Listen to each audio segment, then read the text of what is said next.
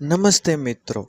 મિત્રો, શું તમે જાણો છો કે જ્યોતિષ અને સામુદ્રિક શાસ્ત્રમાં એવું માનવામાં આવ્યું છે કે માત્ર કોઈ સ્ત્રીના ચહેરાનો આકાર જોઈને તેના સ્વભાવ, વિચારો, જીવનશૈલી અને કેટલીક વ્યક્તિગત વિશેષતાઓ વિશે સંકેત મળી શકે છે.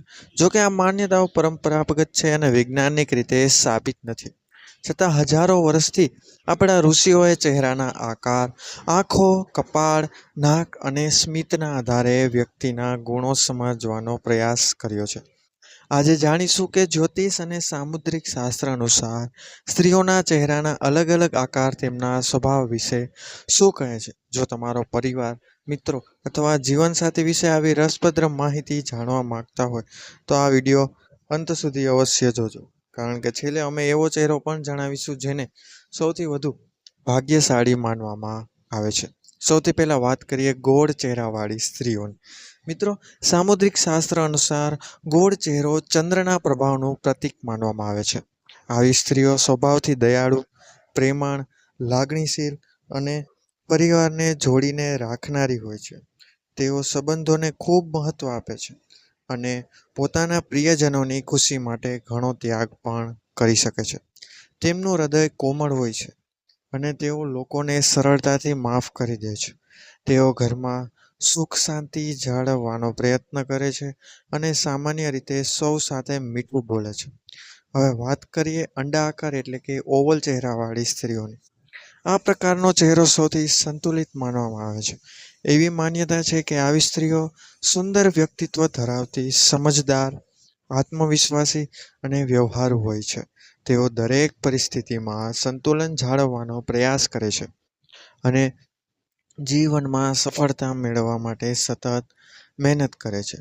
તેઓ ઝડપથી નિર્ણય લેતા નથી, પરંતુ વિચારીને આગળ વધે છે. આવા લોકોમાં નેતૃત્વ કરવાની ક્ષમતા પણ જોવા મળે છે.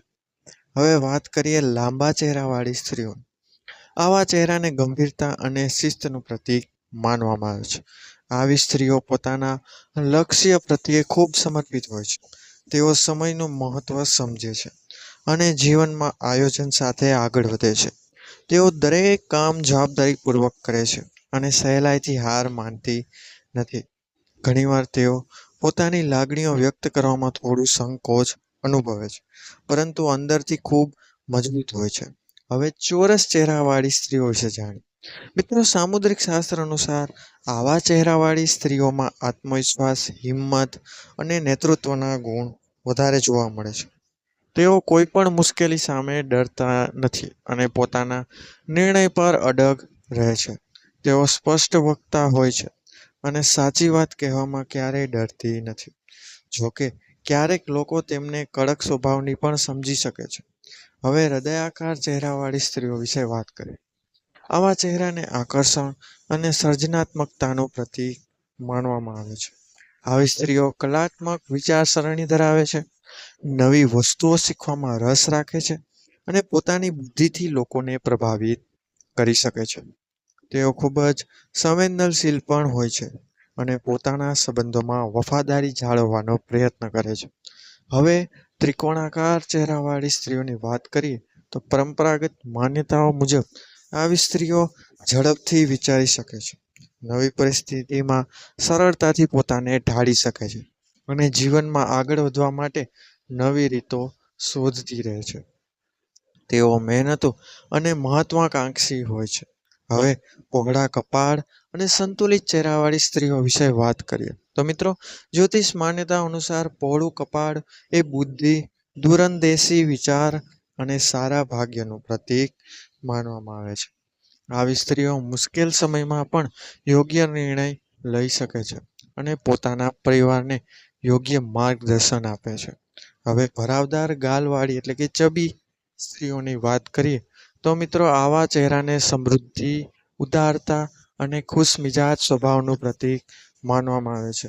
તેઓ લોકોને મદદ કરવામાં ખુશી અનુભવે છે અને આસપાસ સકારાત્મક વાતાવરણ ઊભું કરે છે.